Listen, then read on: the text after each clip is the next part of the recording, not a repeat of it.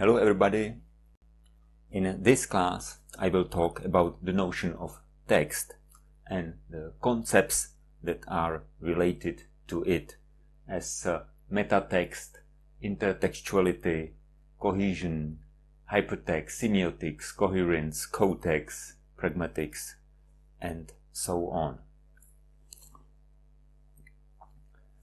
What is a text? Before I start with a definition, I would like to show you a history of the term text, because the term text wasn't used for the long time to in the meaning that we use today. In the history, notion of text was related to some sacred texts, some like biblical studies, hermeneutics of scriptures, etc. These were text.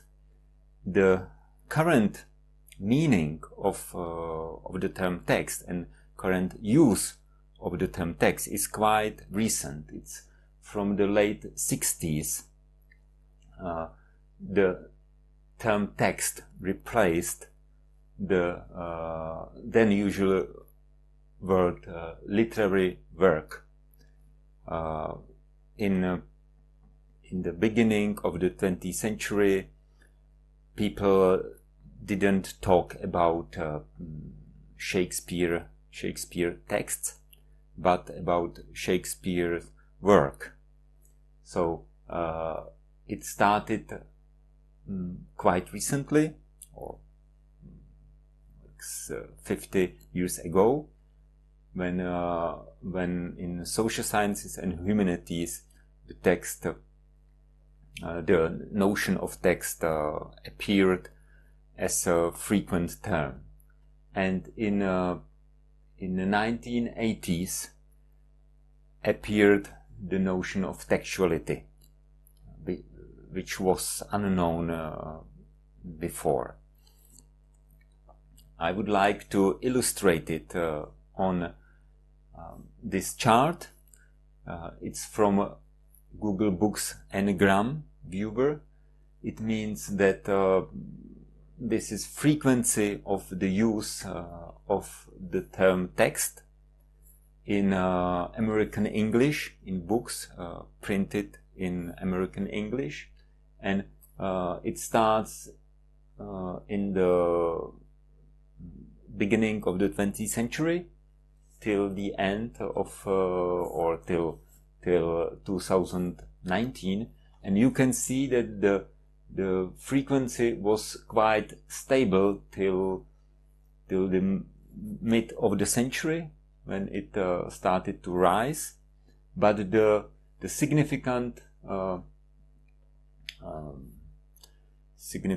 rise in the use of the term text is located to the late 70s.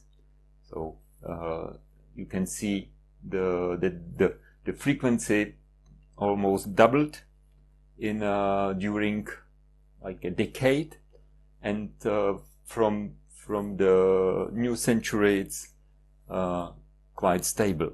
So this is an illustration that the term text is not or wasn't as common as it is now.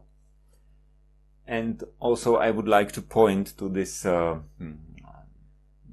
Google Ngram viewer, which is quite useful if you want to have the first look on the frequency of some term. You just enter the term into the search bar, and you can see the changes in frequency of the term. For example, if you put morality and normality, you will see that the term morality is declining in the time, while normality is rising in the time. So which is signaling that there is a change from morals to normal. Well, but back to our notion of text. What is we can say that there is a progress or like systematic change in the use of the term text. The classical approach to text was that there was an author, and the author created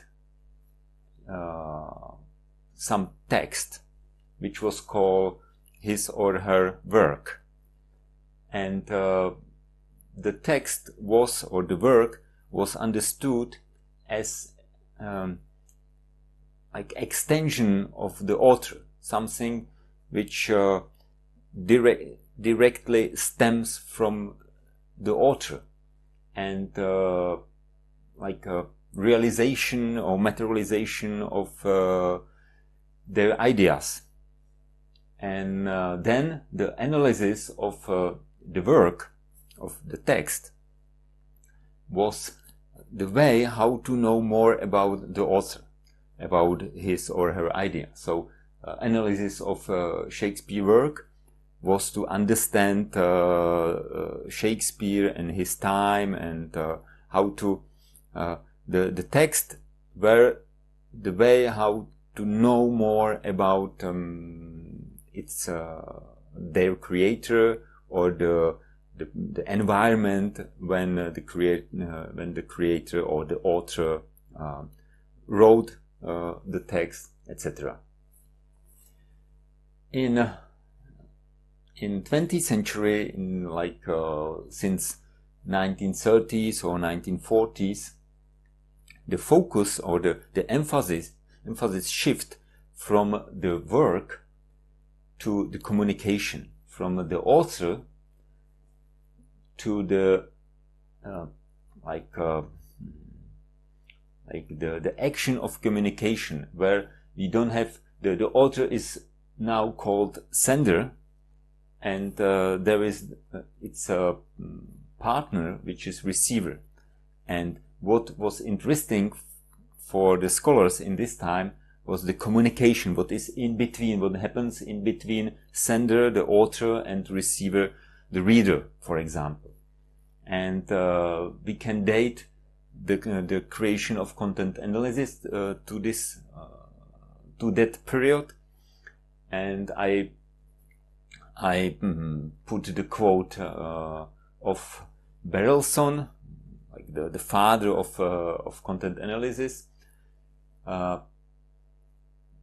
that says that content analysis is a research technique for the objective, systematic, and quantitative description of the manifest content of communication. So we don't have work, we don't have author, we have communication, and what is the aim of the analysis is to describe the content, manifest content of the communication, what is in between sender and receiver.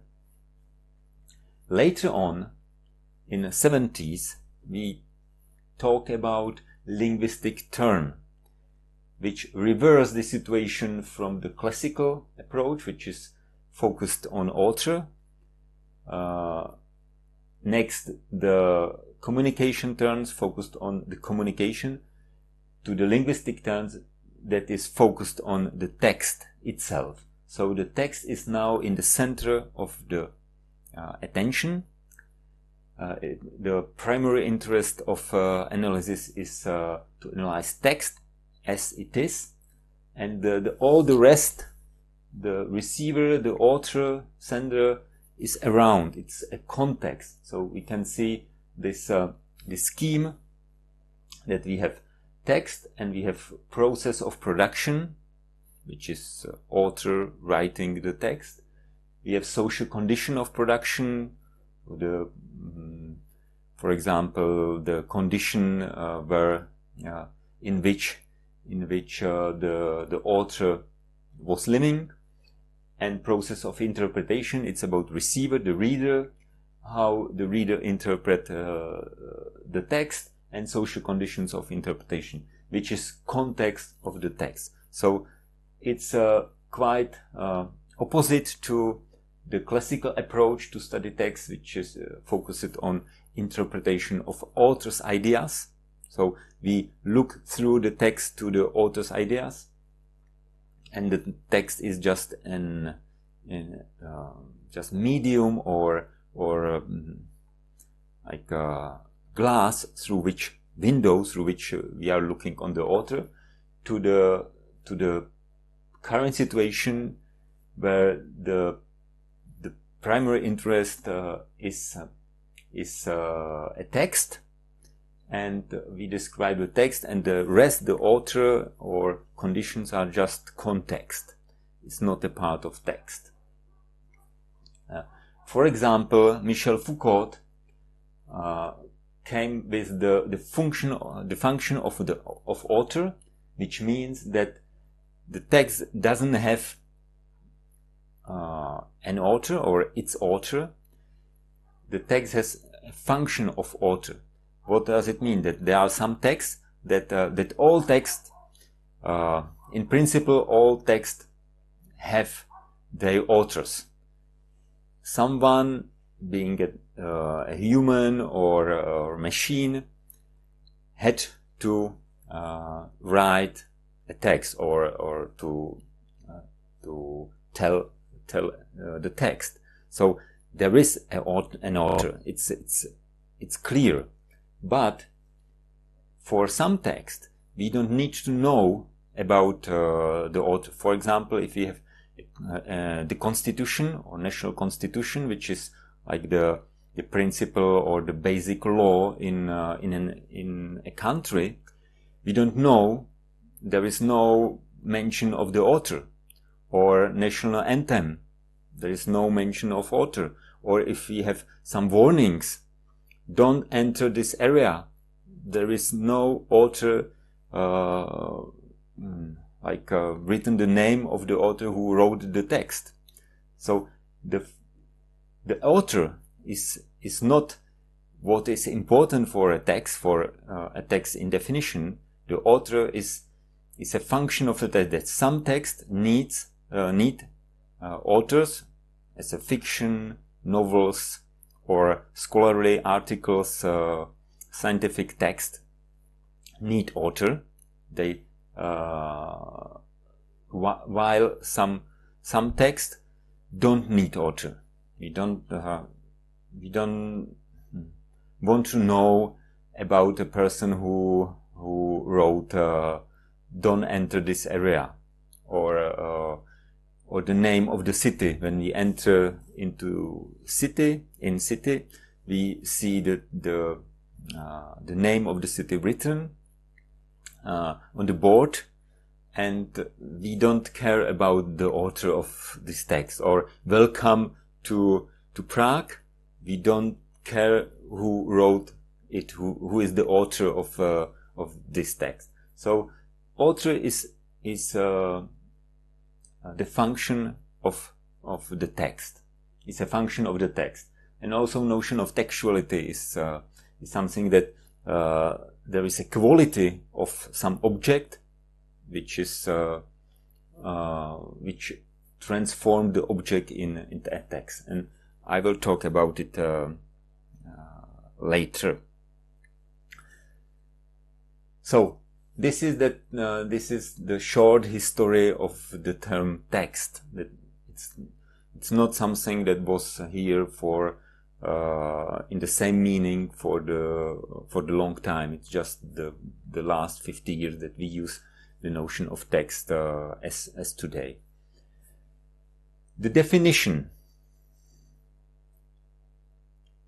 The key idea is that the quality of text, or the textuality, is not in any object in itself. Like it's not an objective quality. It's not it's not inherent to any given object. We attribute, or the textuality is attributed or assigned by the reader. if I'm able to read something, I can say this is a text. Without ability to read it, I cannot decide if it is a text or not. This is the first part of definition, and the second, or part of, yes, first part of definition, and the second, that in reading, a text is constructed by abstracting a verbal content from its material embodiment. Material embodiment, it means letters, something we can see, we can touch, is not a text. The text is an abstraction which we can do when we read it. So when I read this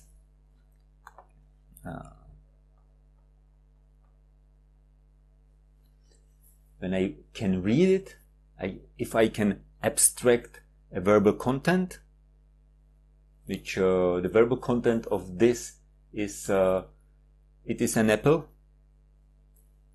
So I can say this is a text, and I will illustrate it on these two pictures. The first, we can see on the first picture, we can see a bunch of letters. I can zoom it a bit.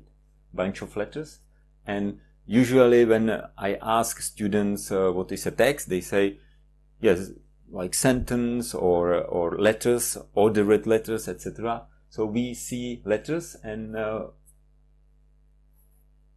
if I'm asked to say if it is a text or not, I would say no, it isn't. I cannot read it. That's why it's not a text. If I find a way how to read it, for example, if I put a sheet with holes, and I can see some letters, or I can focus on some letters, and I try to connect these letters, I can read it. I could read it. It would be a text, but just as it is, I cannot read it, so it's not a text. Here you can see different scriptures, and I can say that this is a text. Ahoy is hello in Czech. I can say this is a text because I can read it, hello. But the rest is, I can say that merhaba maybe is a text, because I guess, but I cannot say. I cannot make a decision because I cannot read it. I don't know if it's merhaba or mirhab or whatever, so I cannot say what is a text. Perhaps some of you can read more, can read other scriptures or other objects here, and can decide that this is a text, this is hello in Japanese, perhaps this is hello in Ukrainian, and in other language this is hello in Hebrew, this is hello in Chinese, but I don't know. We can say that there is a text if we can read it, and there are no. Sometimes I collected it from the Google Translate, but some objects are not text. I just invented it, so we cannot decide what are text and what are not text. So the attribute of being a text does not inhere in any given object. Its textuality is assigned by the reader. When we are able to read it, we can say this is a text. Without ability to read, without reading even potential reading a text. I don't need to read a whole book to say this is a text, because I can just look inside and I can read some parts. So whatever part I open, I can read, so I can say this is a text. And so if there is an agent capable of reading the given object, we can say this is a text. And what is reading? Reading is, because the definition was shift from the problem of text to the problem of reading. If we are able to reading something, we can say this is a text. So what is reading? And reading is abstracting a verbal content from its material embodiment. So for example, from the voice, I can listen to someone who is talking, and if I understand, if I can abstract verbal content from the voice, from the sound I hear, I can say this is a text. He is talking. And when I cannot do it, so I just say it's a noise. I hear something, but I cannot say what this is a text. It's a speech, not it. It's just a noise. So reading is an abstracting a verbal content from its material embodiment. It doesn't say what the content has to be. For example, two people can read the same text, can abstract different content. There can be one sentence, and the sentence can be understood by there could be various verbal content generated from the reading. We will see it in a moment. So this is definition. I can say this is pragmatic definition of text, that there must be an action of reading which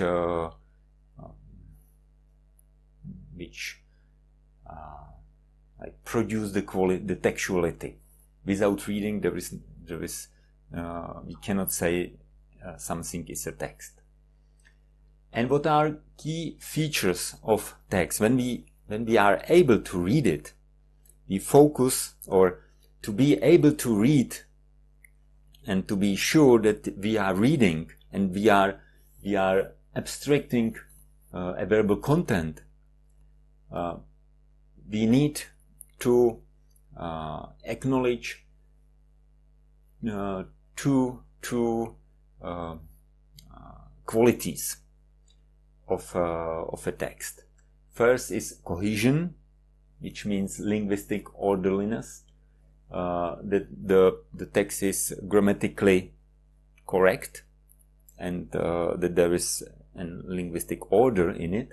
And the second is coherence. It means then the text is meaningful. Both qualities are assigned by a reader. It's important. It's not in text itself. It's in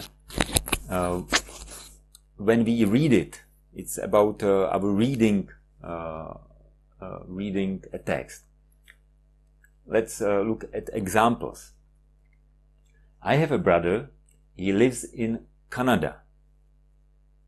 Yeah. Cohesion is it linguistic ordered in my reading? It is. I have a brother. He lives in Canada. He means my brother. So it's connected to the two sentences are well connected, and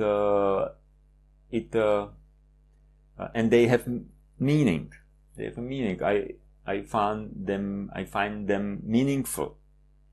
So both are okay, and I read it and I can say this is a text. Both features are present. The second line, I have a brother. Tom lives in Canada. Yeah, I understand. It's coherent. I understand. I have a brother. My brother's name is Tom. My brother's name's Tom, and Tom lives in Canada. What is lacking here is cohesion. that these two sentences are not well linked. What is lacking is that my brother's name is Tom, that his name is Tom. And if there would be the sentence in between, I have a brother, his name is Tom, Tom lives in Canada, it would be perfect. But there is something lacking, that's why it's not cohesive. It's not, they don't stick together, these two sentences. Something is lacking. And that's why there is no cohesion, or the problematic cohesion, and but the coherence is fine. I have a brother. He is a water tank. Well, it's cohesive. I have a brother. He is a water tank. I understand it.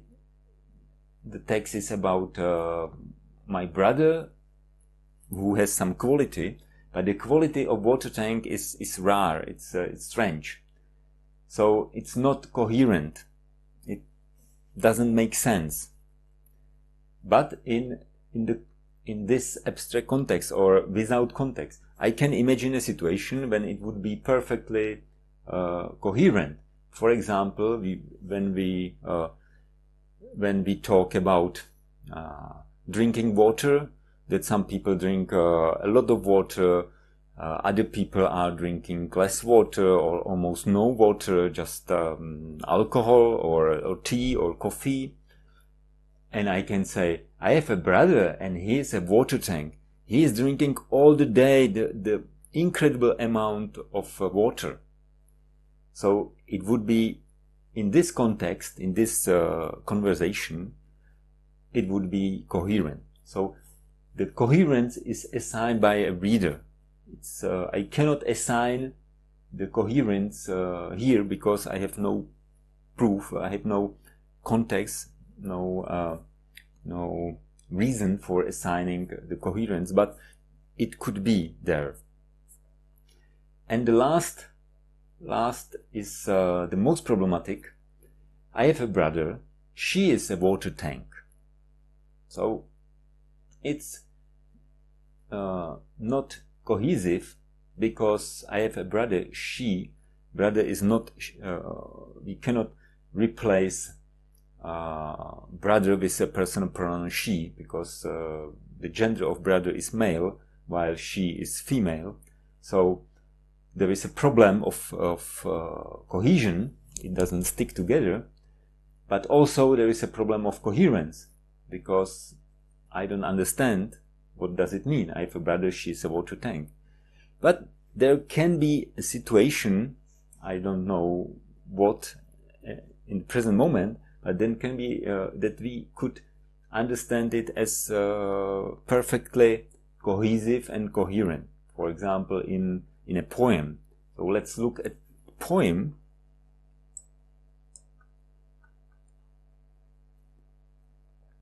This is a poem, The Anxious Prince, written by Willem van den Bosch. The poem is be or not to be, or not to be or not to. So, is there any grammatical cohesion? Difficult to say. Is there any coherence in general? Difficult to say. Yes, only we can construct the cohesion and the coherence by knowing, by the proxy of the title, The Ancient Prince. You know about, and we know the famous phrase of Hamlet, to be or not to be, that's a question, etc. That's the question, etc. So, by knowing the cultural context of this poem, we can construct its coherence and cohesion. We know that it's repeating the same part of the speech of Hamlet. This is the anxiety that he is repeating all the time. be or not to be, or be or not to be or not to be. And it's coherent because the question is to be or not to be. So this is an example that we construct coherence, or we assign coherence, and we assign the cohesion. It's assigned by the reader of the text. It's not in text itself. Well, and with the poem and the knowledge that we need to assign coherence and cohesion, we can talk about intertextuality, and so we move to another topic, which is textual relations. Texts are not alone.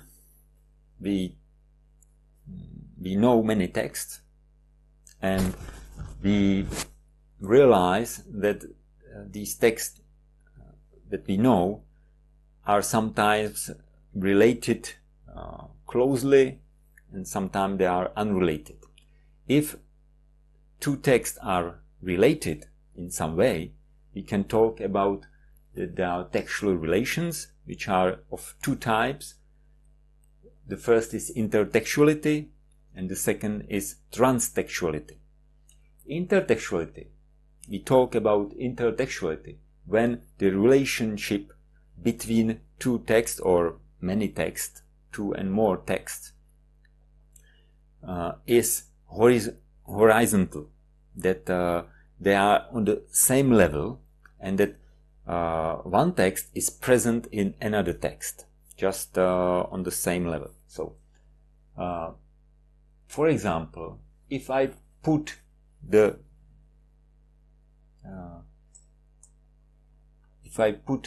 be or not to be or not to be in a poem, I am taking the Shakespearean part of the Shakespearean drama or tragedy or piece, theater piece, to my poem, and this is intertextuality. That we understand this poem by knowing that it's part of the Hamlet piece. So one text is present in another text.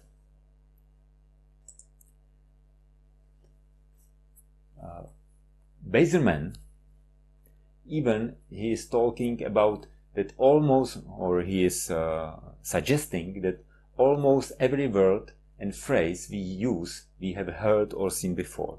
That in principle all texts are intertextual or have some part of intertextuality, because we use words and phrases because we heard them or we read them before. And I will mention like 1, 2, 3, 4, 5 types of or forms of intertextuality. The first type of relation between text on the same level is that one text may draw on prior text as a source of meaning to be used as at its face value. For example, we can read a title of an article in newspaper, Belgian town, the weak link, and this text, the title, this text, rely on other text, which is the weak link. This is well-known expression, the weak link, which comes from saying that a chain is only as strong as its weakest link. So we understand it because we know this saying. Without knowing that weak link is a part of the saying about about the strength of the strength of the chain, we would not understand the title. We understand it only if we know about that the chain is as strong as its weakest link. So the weak link is a part of the other text present in this text. So this is the first type of intertextuality that is used frequently, that we take something. It's like to be or not to be the poem, that we take a part of other text and we know that the reader would know that it's a part of the famous Shakespearean tragedy. The second example, or second type, is that text may explicitly use other statesmen as background, support, and contrast. For example, what I used in this slide, this text or quote of Baserman, which I used to support my argumentation or my explanation of intertextuality. So I took a piece of authority and put it in my text, my lecture. So this is the second strategy, and it could be used in any text when we quote.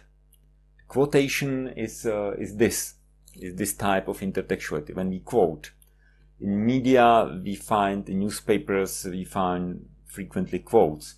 For example, Mr. Fillon called the investigation a political assassination against him. The political assassination is a quote from his speech. So in the sentence, we can see the intertextuality is that somebody is quoting speech of someone else, or Donald Trump, the greatest witch hunt in the history of our country.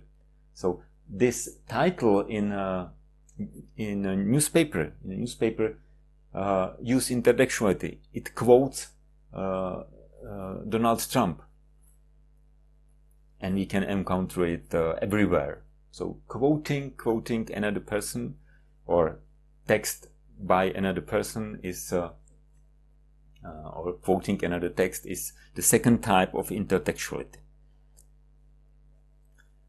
The third type is that a text may rely on beliefs, issues, ideas, statements generally circulated or familiar to the readers. We can encounter frequently, it is well known that most people believe that it's often taught that, as you know. It's very frequent when we are talking and we use the common knowledge, and we precede this common knowledge by the phrase "as you know," or "everybody knows," or "everybody believe," and we can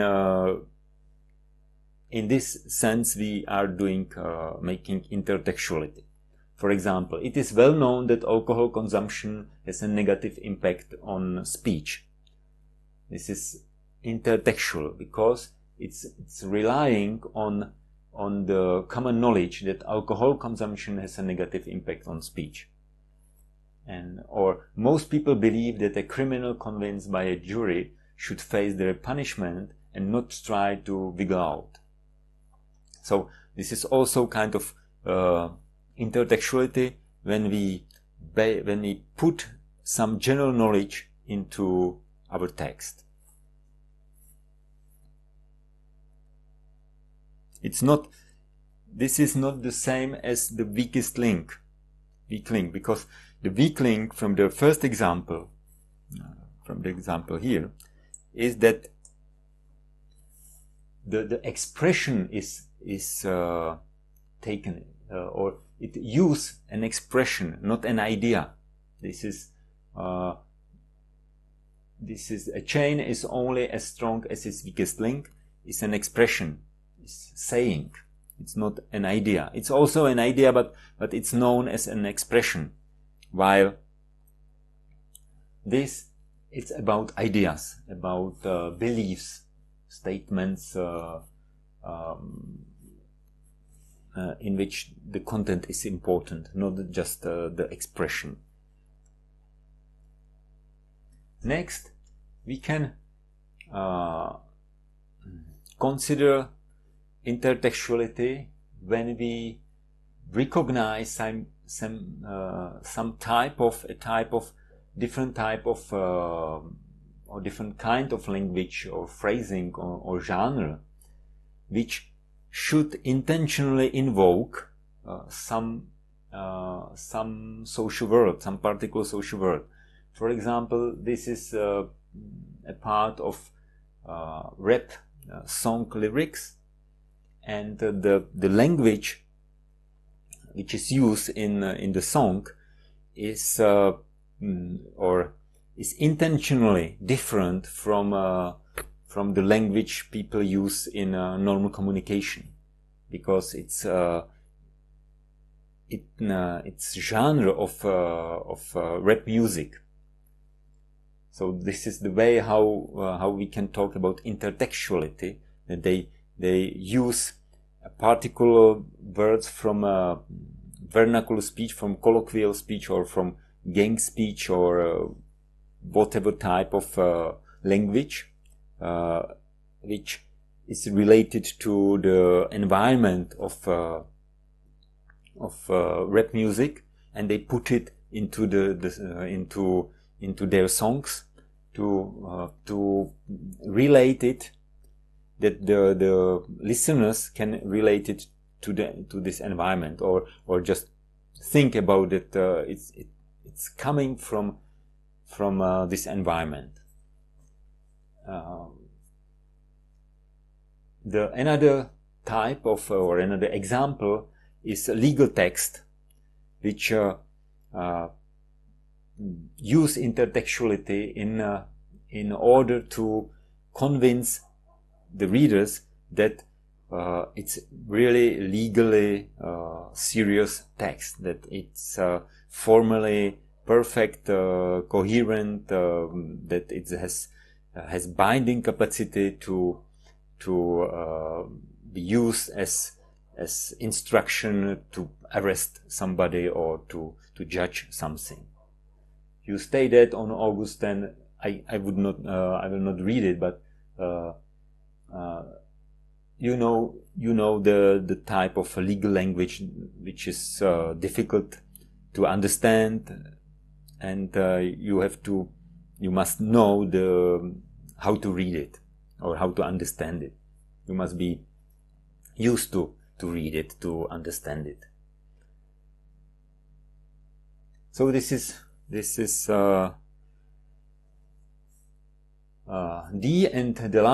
fifth kind of intertextuality is that the text relies on available language of the period or environment.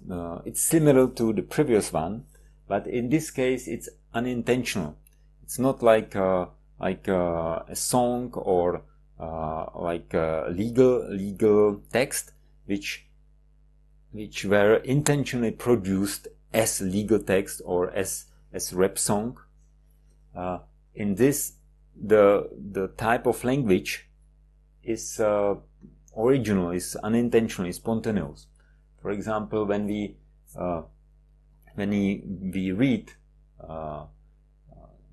"Thy name is more hateful than thy face," for me at least, I immediately think about the old period of the Shakespearean language and something which is from the past, like centuries old text. Even if it's written today, when I read it, for me, my mind is going to, or I locate the text to the past, to the deep past of 17th century. Or if I read, I came to school one day and I didn't have no money. My mom wouldn't give me no money. And I play hookies one day. First time I played hookies, man. But sum up on me, I said, so, you know, I'm gonna play hookies no more, cause I don't wanna get a whooping. So, for me, it's a type of language which is rather like a vernacular ghetto language of African Americans. So, I don't know the author, but when I read it, I relate it, which is is why we are talking about intertextuality. I'm relating it to text that I know as Afro-American colloquial language, and I try to interpret it. I try to read it or extract the verbal content with this relationship, intertextual relationship in my mind. So it's important, the intertextuality is important for understanding, for reading, for extracting the verbal content from the material substrate. From what I'm reading, there is black and white, like some letters, etc. And to extract the text, when I start to read, I relate it after a while. I relate it to the context of Afro-American English for lower social classes, and I try to understand what is written in this context, in this environment.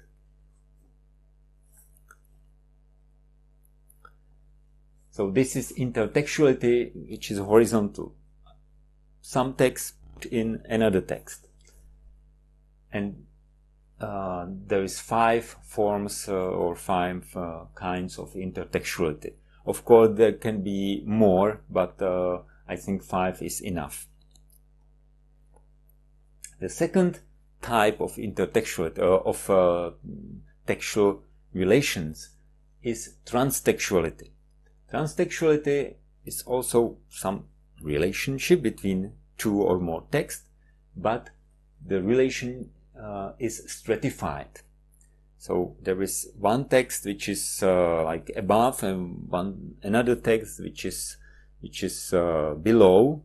So they are not on the same level.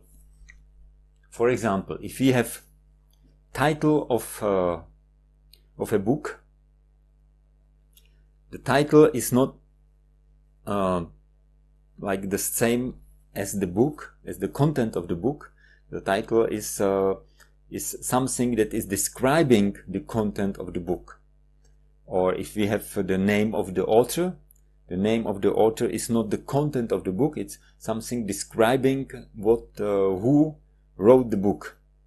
So these 2 texts are not in the same level, but they are on different levels. One is description of another. Title is description of the content. And content is not in the same relationship to the title as, for example, quotation. So this is, there are 3 types of transtextual relations. First is paratext, which I just mentioned. A text that forms a part of the mediation between text, author, publisher, reader, etc. So it's a mediation, it's something that helps to understand the other text. Publisher, forward, introduction, preface, index, references.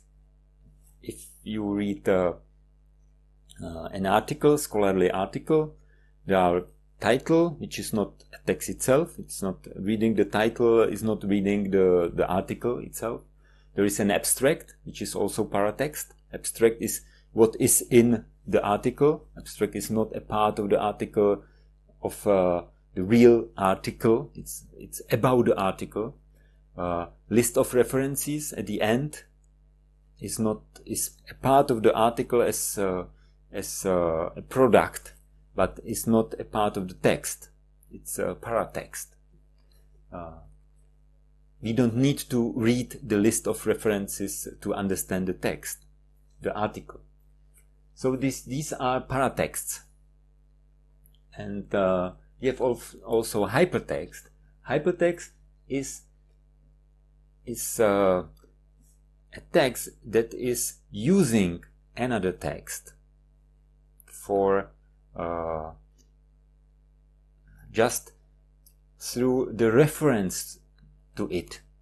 For example, when we write a seminar paper or term paper, we make citations, just referencing to other texts, other articles, and when we use the reference, we are creating a hypertext because we are making our text based or built on previous texts, and we just made reference to the previous text. So it's something, our text is above the hypotext. This is hypertext, and the references are to hypotext. So it's like a building. The hypotext are the base, and the hypertext is something which is built on it. For example, in web page, we frequently label web page as hypertext because there are links. You can click on links which goes to another page, and the first page is built on these links. So it's built on the possibility that there are other texts which could be read, and we can understand more about the text by reading these hypertexts. For example, there is this example, and this is from the scholarly article that a few recent papers investigate by the professional economists and financial, etc., and there are references. So this is hypertext because it is built on the previous text. It's above it. It cannot be built on text that in future will exist, or that are existing in the that don't exist yet. It's built on previous text. So this is hyper, that is above it. Or this is the web page, and these are hyperlinks. But hypertext is not necessarily web text or internet text. Hypertext is also scholarly article with references. And the last type of transtextuality is metatextuality, which means simply a commentary. When we comment on other text, we are relating, we are making link, we are linking two texts by our commentary, and this type of linkage, this type of relation is called metatextuality. That, for example, I've never read Parsons because his books are extremely boring. So there are two texts related. This is the one I'm saying now, and the second text is books of Talcott Parsons, and I am doing relationship. I'm talking about these books that they are extremely boring. So I'm doing a commentary. While there is no, it's not hypertext because there is no link or no reference, exact reference to some particular text. It's just a commentary. While hypertext is not a commentary. Hypertext is just using another text without commenting it. Just you can read about it in this paper if you write it. If you want to know more about textuality, intertextuality, read Bazerman's book, which is called etc. So it's hypertext because it's based on my sentence is based on the text of Bazerman, while without text of Bazerman I cannot read. While this is just a commentary, I'm not making a link to it. You can find it there, but I'm commenting it. It's yes. Well, so first, if I make a short recapitulation, first I explained what is a text, definition of a text, that it's important to be able to read a text, to define something as a text, and there is cohesion and coherence. Next, I explained that there are specific relations between text or among text, which are either intertextuality or transtextuality. And now I turn to the question of cotext and context. It's also about relations between text, but of different kind. It's not about intertextuality nor transtextuality. It's about what is cotext and what is context. It's quite easy if we don't go into detail. Cotext is environment of a text which belongs to the same sign system. If we if the text is like here, the English written text, cotext is all the English written text which is around the text. So the cotext of the word cotext is the definition of the cotext, or is the word context, and is the definition. This is cotext. It's the text around some text. Cotext. It's co-occurring with the text. While context is also environment of a text, but environment which belongs to a different sign system, for example, picture, visual sign system, or no sign system, colors, or you can understand colors as a sign system in some way, but for example, no sign system is light or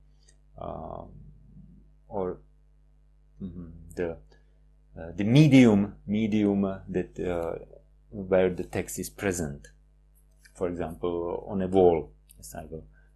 So cotext is a text around. A context is an environment which is not a text, simply put. And there is an example of it. You do research and you encounter the scripture or the text against society, and for example you are doing research on civil disobedience, and you are looking for some data, so you go for a walk in a periphery and in a industrial part of the city, and you encounter this building with a wall, and you see against society, and you realize, hey, that's a good example, it's good data for my research on civil disobedience against society. And if you are aware of text analysis, you just ask, but what is co-text and context of this Against Society text. So the text under study is Against Society, and what is co-text? Co-text is a text around, all text around. So co-text is a text rapist. You can see this, it's rapist, so it's co-text to the text Against Society. Another co-text is weaponry, which is written on the side. And perhaps this sign could be a co-text if we could read it. I can't read it, so for me this is not a co-text. It's not a text; it's a picture. But if somebody is able to read it, it would be co-text, another text.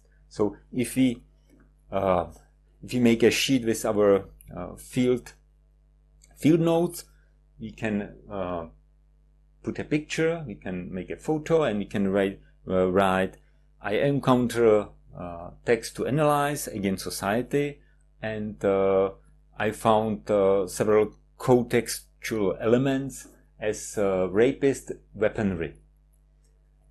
And I found also a context of the text Against Society, and the context is that it was written on a wall in some part of the city.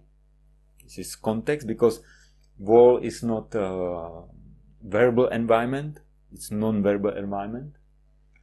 And the context is also color, that it was written in two colors. There is blue and at the background, and there is black color like inside the blue background, and the context may be also typeface, that Against is in italics, in Society in capitalized letters.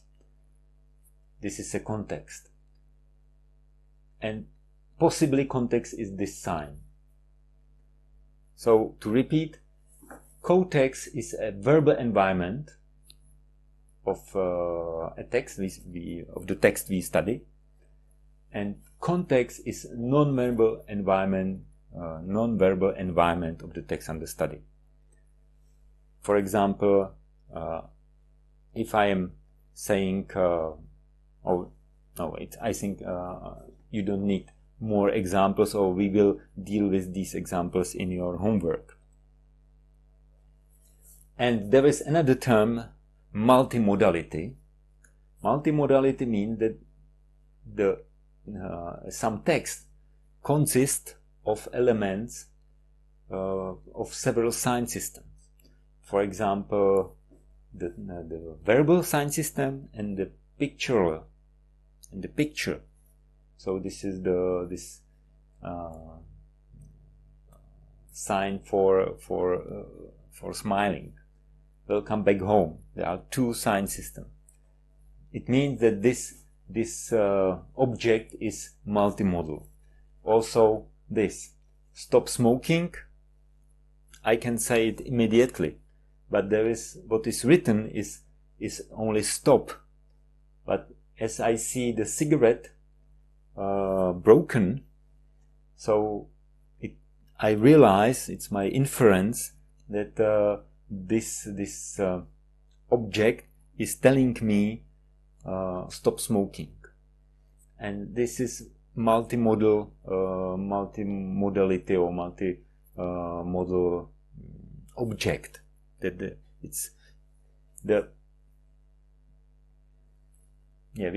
Which consists from two sign systems. If we analyze it as co-text and context, stop is in the context of the cigarette, but it's not really what explains this object. It is better explained by saying that it is multimodal. There are text which is complemented by a picture, or picture complemented by a text, or with a text. while this one, it's rather that one text is in the presence of another text, or the wall is context of the text. It's not that they are put together to communicate one message, as in multimodal object or multimodal communication. It is designed to communicate one message together. That they are like they don't communicate it separately. They must be together. While again, society can be alone without the rest, and we would understand it. Again, society is like expression of protest. We don't need to read the rest. While here it's important because just stop says nothing about stop smoking, or cigarette, broken cigarette, it says nothing about the message stop smoking. Another notion that is related to text, and we will deal with this notion in three or four, even 4 lectures at the end of the course, is discourse. So it's just a brief introduction to the term discourse, not to the problematic of discourse, to the term of discourse. Discourse can be or is understood in several meanings. It could be a text in social context. So we can say that the against society written on or sprayed on the wall means anti-establishment or protest discourse. This is text in social context. That when we understand some text in social context, we encounter discourse. It can be language in action. It's something that is not only expressing an idea or verbal content, but which is acting in some way, for example, in powerful way. If you have academic discourse is authoritative discourse. If it makes experts above the lay people, and to make experts above the lay above lay people, the text is written or organized in particular way. There are these references, specific terms which are not understandable to lay people, regressions using numerical forecast, quantitative questions, inflation is greater than unity. This is not easily understandable. So language in action means that we use language to achieve some aims, and it's connected, frequently it's connected to power. Or discourse is organization of statements in a particular area of human activity. In academia, we use academic discourse. It's also expression of, it's also the meaning of the term discourse. It's organization of statements that we put our statements in a form of research article or a book. While protest movement, participants of protest movement write their statements on walls, on buildings, on some posters, etc. Public or marketers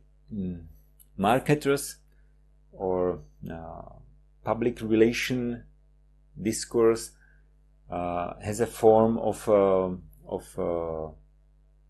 advertisement, and the typical genre of advertisement is used by the people participating in PR discourse. What is important in relation to discourse is that texts are produced by discourse, not vice versa. That we don't have discourse as a collection of text written on the walls. It's vice versa, that people decide, or protesters decide to write their message on the wall because they are under influence of protest discourse. Scientists are under influence of academic discourse. That's why they put their ideas in the form of research articles. So the discourse is determining the type of expression or the type of the use of language in a particular area. So a text is a specific and unique realization of discourse. So first we have discourse, and next we have text that are realization of discourse. But it's just tasting the issue of discourse, because we will deal with it extensively later in the course.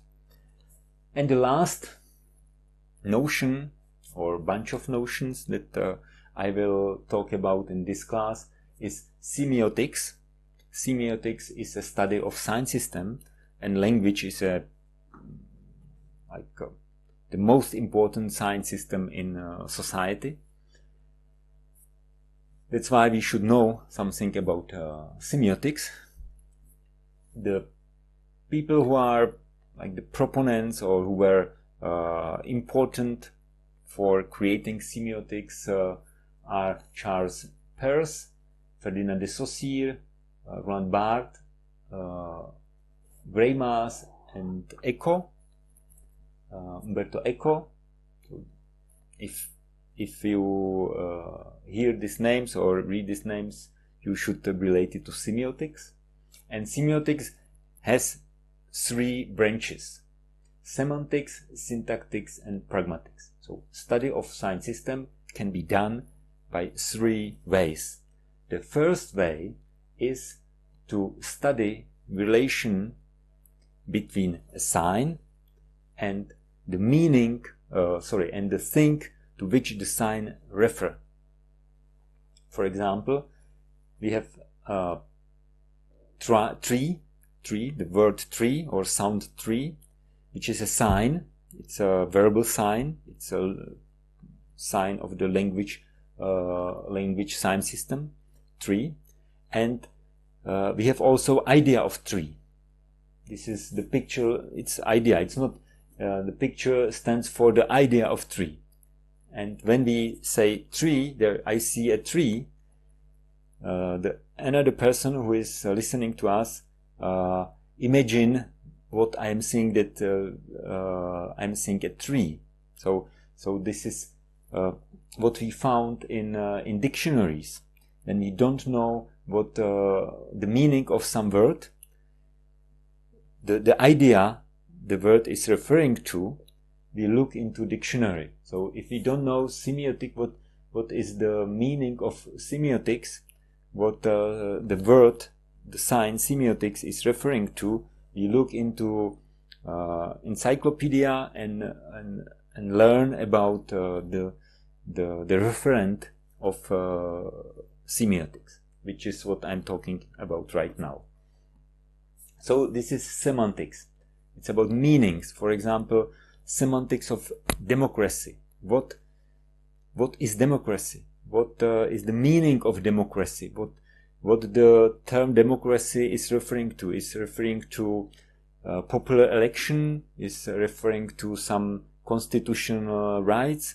Is referring to whatever or not? This is problem of semantics, problem of meaning, of what some sign is referring to. The other branch of or other way how to study sign systems or how to study language is syntactics. Syntactics is a study of relations among signs. in some structures. For example, in a flag, or in a, if you see this sickle and a hammer and a star, this is not a picture of something that exists. It's pure combination of signs. It's not a photo of some objects. This is expression using or pictorial expression of something, and this is symbol of communist movement, because there is a unity of agriculturist farmers, which is a sickle, like symbol of work of farmers.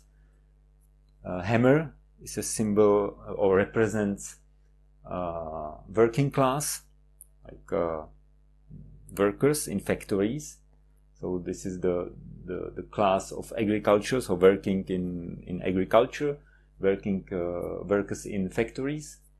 And the star is a symbol for Communist Party, which is leading body of the whole society, consisting of the two types of workers. So this is syntactics. What I have done now was syntactic analysis of this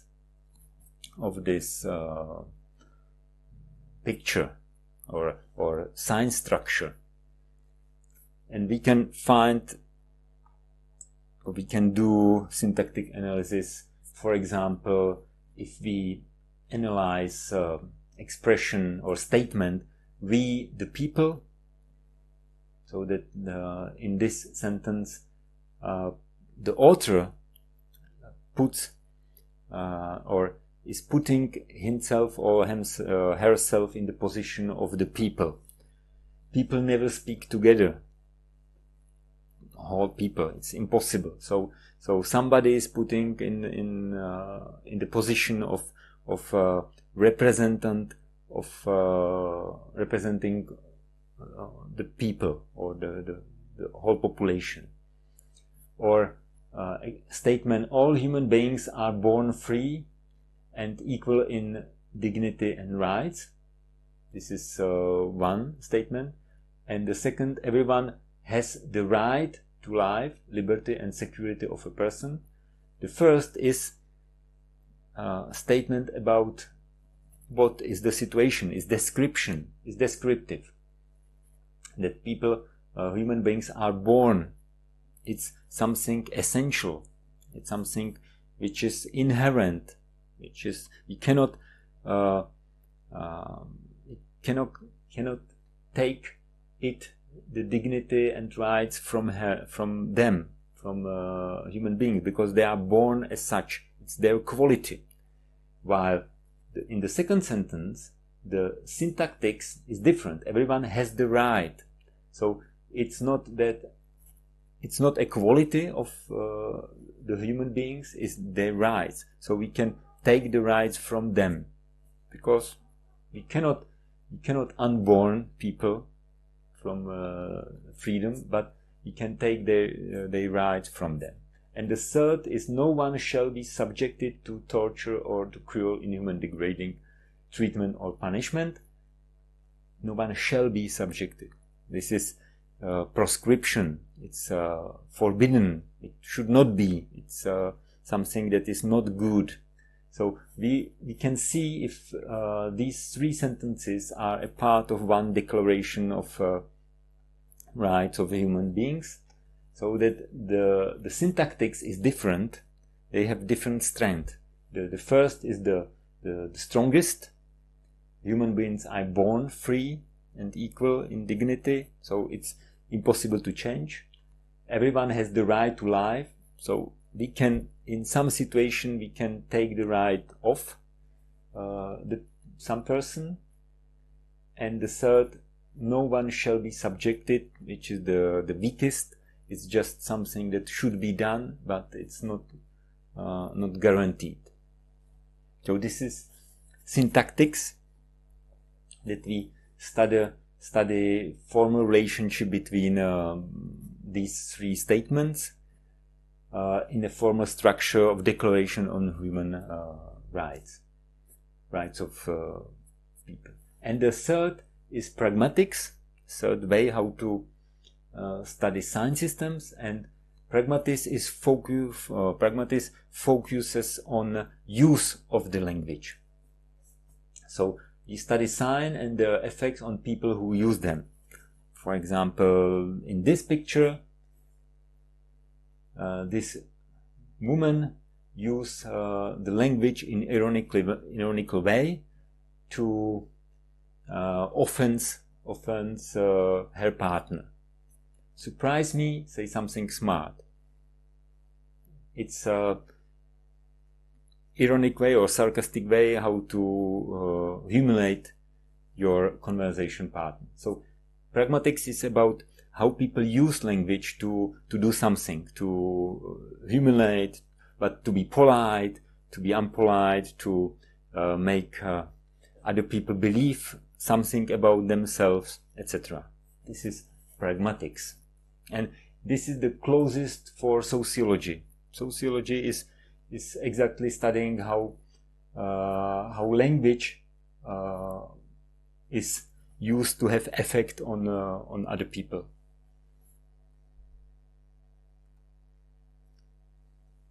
Well, that's it for the lecture. And now what is your homework for the next class? First, read two texts, short text. The one is What is a Text? It's from the textbook Method of Text and Discourse Analysis. It's an alternative explanation what is a text. One explanation I presented in this lecture, and this is an alternative explanation which is overlapping somehow, but it's not the same. So maybe you will understand better the problem when you read two ways of explaining the same thing. And the second is chapter Intertextuality in Bezemen book, which was the source for my lecture, the main source for what I was talking about. So if you read it, you will get like the fuller knowledge of the problem of intertextuality. And after reading these two texts, go to this web page, freedomforum.org, today's front pages, and pick one title page. It's archive of front pages of many newspapers over the world. The link will lead you to a map with points, with circles or world map with points representing different newspapers, and there are title pages that are free for use. So choose one title page. It's up to you. Just look for several title pages to find the best you can do your homework with. And what is your homework? Find various type of transtextual and cotextual and contextual relations in the page. So there will be some type of intertextual relations. No, it's the second. Transtextual, it's about paratext, hypertext, metatext.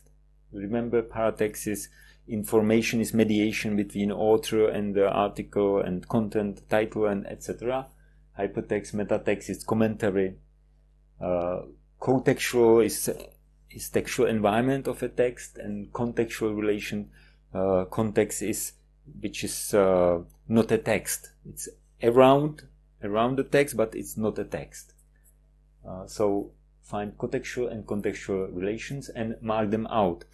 You can print it and mark them out by your pen, or you can do it in some PDF viewer, or you can transform it in a form of picture and you can make it some photo editor application.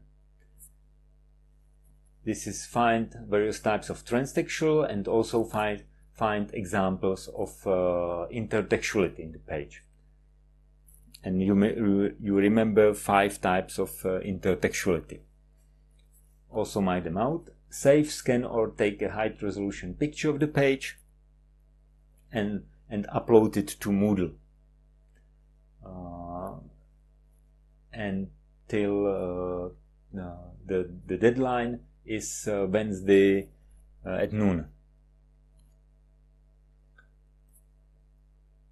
And I will check it after for the Thursday seminar, for the next seminar.